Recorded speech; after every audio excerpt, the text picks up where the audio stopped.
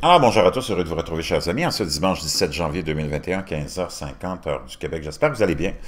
Dans ce monde qui est en train de changer sous nos yeux, il y en a qui s'en rendent compte, d'autres qui s'en rendent pas compte, d'autres qui passent à côté. Que tu le veuilles ou non, on sera, laissez-moi juste un petit instant, on sera entouré de robots, entouré de cette intelligence artificielle qui va prendre de plus en plus de place dans nos sociétés, dans nos vies, dans nos interactions. Et on apprend, selon le fameux site studyfind.org, que des scientifiques concluent qu'il sera presque impossible, ou on n'aura aucun moyen de contrôler des machines super intelligentes, des voitures autonomes aux ordinateurs qui peuvent gagner des jeux télévisés. Les humains ont une curiosité et un intérêt naturel pour l'intelligence artificielle, alors que les scientifiques continuent de rendre les machines plus intelligentes et plus intelligentes. Certains se demandent que se passera-t-il lorsque les ordinateurs deviendront trop intelligents pour leur propre bien.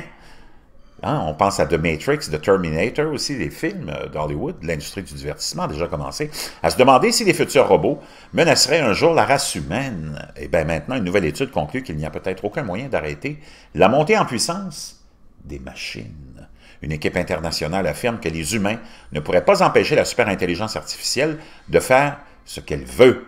Les scientifiques du Center for Humans and Machines de l'Institut Max Planck ont commencé à imaginer à quoi ressemblerait une telle machine, imaginer un programme d'intelligence artificielle avec une intelligence bien supérieure à celle des humains, à tel point qu'il pourrait apprendre par lui-même sans nouvelle programmation. Si elle était connectée à Internet, les chercheurs affirment que l'intelligence artificielle aurait accès à toutes les données de l'humanité et pourrait même prendre le contrôle d'autres machines dans le monde. On est vraiment dans la science-fiction. Les auteurs de l'étude demandent que ferait une telle intelligence avec tout ce pouvoir. Cela fonctionnerait-il pour améliorer toutes nos vies? Consacrerait-il sa puissance de traitement à la résolution de problèmes comme le changement climatique, ou la machine chercherait-elle à prendre le contrôle de la vie de ses voisins humains?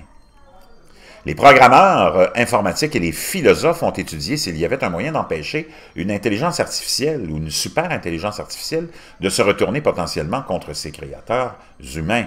Veiller à ce que les futurs ordinateurs ne puissent pas nuire à leurs propriétaires. La nouvelle étude révèle malheureusement qu'il semble pratiquement impossible de maintenir une super intelligence artificielle en ligne. Une machine super intelligente qui contrôle le monde ressemble à de la science-fiction.